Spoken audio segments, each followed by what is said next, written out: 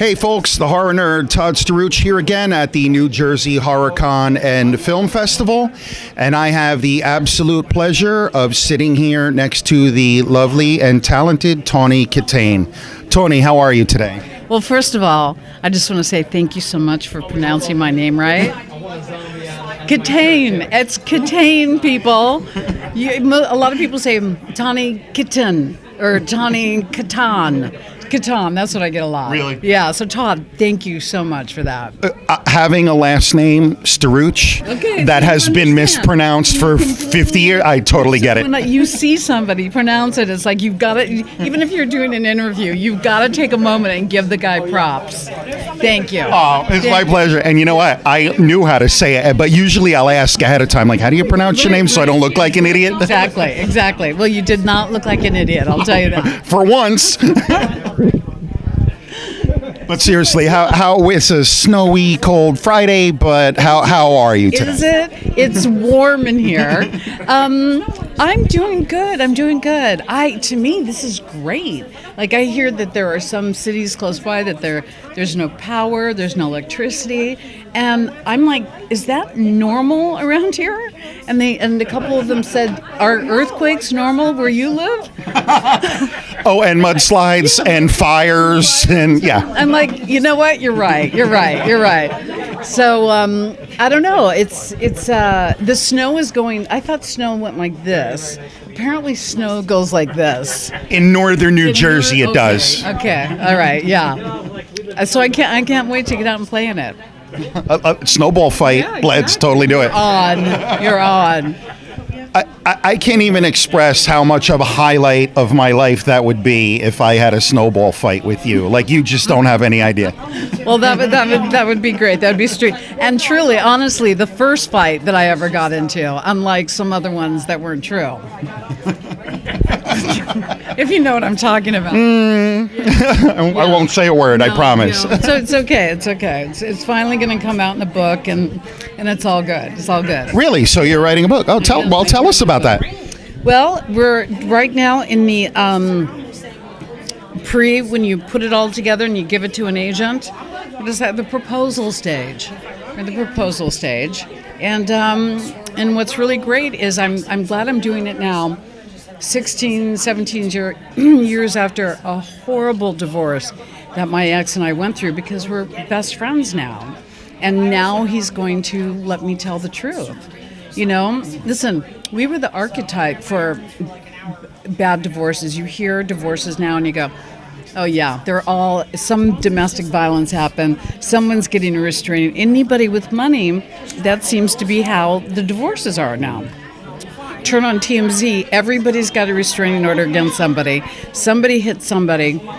And what happened in our case is it was because of money. And it's really taken a long time, and it's gotten to this place now where Chuck and I have talked about it, and I get to tell the truth, and I get to tell my story, and it's really freeing. That's great. I'm very fortunate. I have a very good relationship with my ex, and it's great being like that. It really is. It is. I don't know how people do it. When you have kids that are going to be with you for the rest of your life, and you're arguing and not getting along with the person that you have them with, there's weddings still, there's grandchildren still, so yeah, very fortunate. That's great. Yeah. That's great.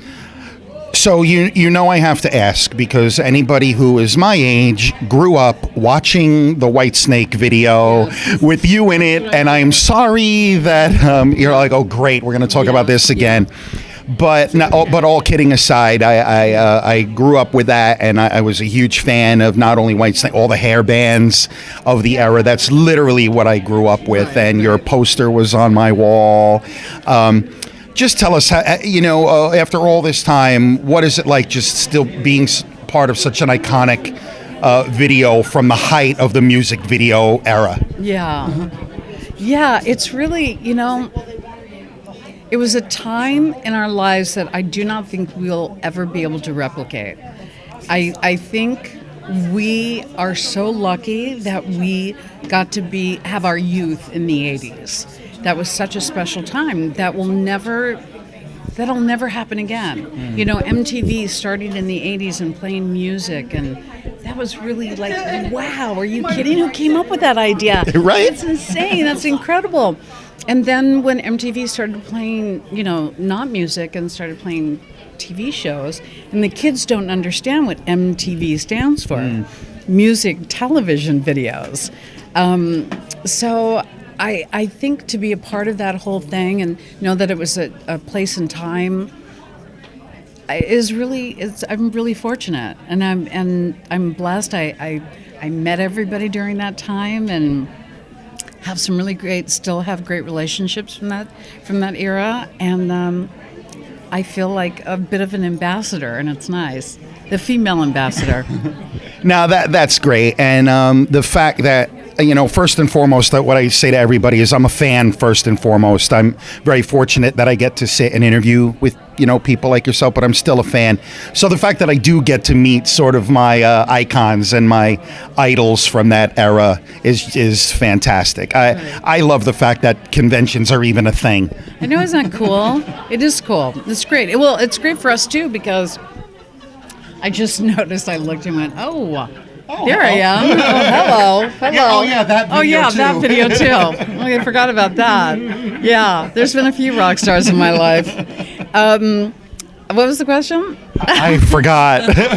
No, there wasn't one. No, but we were just talking about just how much fun it is for fans to interact with, you know, people like yourself. Us too. I mean, at least I can speak for myself and say it's really fun to be like, I look at these people and they'll come up and they'll just be like, "Hi, Tawny," and I'm like, "That's so cool. I was a part of somebody's life that I didn't even know." You know, so I get a chance to meet people that my life and what I've done or where I happen to be, the right place at the right time, affected somebody else's life, and that's pretty cool. Yeah, that is very cool, and you know, I still stay in touch with a lot of people I went to high school with, and we're all turning the same age this year, 50, and so we're all celebrating these big birthdays, and we talk about it all the time. Right. How the 80s was a really cool time to grow up. Very lucky. Yeah. You've also been heavily involved in the horror genre with Witchboard. Yeah. How did that happen? Were you into horror movies, or how did you stumble into that? No, my agent sent me out on an audition, and I landed this role. And I think, you know, back then sequels weren't a thing. So when they did Witchboard 2, they made a big mistake by not casting the original people in Witchboard 2. And Kevin, the director, I know that he's told me that he wished that he would have done that. And then I would have felt like I was really in the horror genre, because I only got to do one. And it was so scary I couldn't even watch it. And I knew what happened. I knew that how they placed the blood. I knew how they shot the thing. And it still scares me so much. There's a certain scene, I don't want to give it away, even though the movie's been out for 40 years, where I'm in a hospital bed and I'm having a dream. Do you know the movie? Do you know the scene I'm talking about? I don't even know what happens in the scene, because I'm like this. I can't even watch it. Well, I won't tell you. Scary. Do I die? You're going to have to watch it. I'm going to have to watch it. No spoilers. This is a spoiler-free zone. Sorry. That's very cute. That's very cute. Thank you for not spoiling it for me. Does it ever surprise you that, you know, you mentioned how many decades were going on in the movie. Does it ever surprise you, the passion that we horror fans still have for movies that came out such a long time ago? No, it did, until I started coming to these conventions, and it's not surprising anymore. You guys are like the genre that won't die. Like, seriously, you guys, it's really great, because the horror fans take this very, very seriously. It is not just a one and off weekend. I mean, it's a lifestyle. There's a guy out there, I forgot, I'm sure you know who I'm talking about. He's got the contact lenses in, and he's like hell or something. Oh, Father Evil. Father Evil. Oh yeah, Father Evil is a good friend of mine. Okay, this is what he says to me. First of all, he's looking at me, and I'm like, please stop, please stop. And he goes, "Do you know where I am?"